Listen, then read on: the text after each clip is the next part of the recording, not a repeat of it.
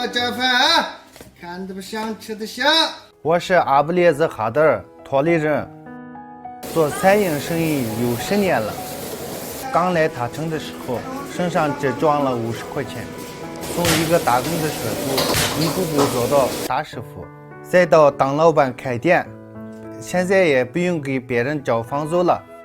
现在生意特别好，你们也忙得辛苦了啊！第一个啊，卫生搞好，服务态度做好啊！客人来了嘛，热热的茶倒好。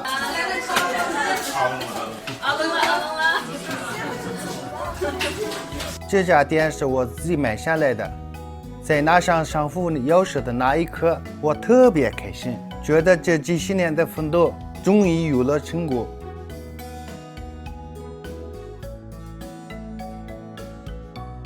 我和我老婆是在打工时候认识的，我做学徒，他是服务员，从那个时候一起走到了今天。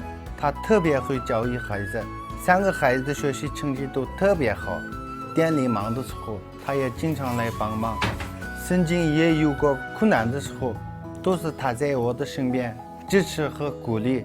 我的生活这么顺心，离不开老婆的付出。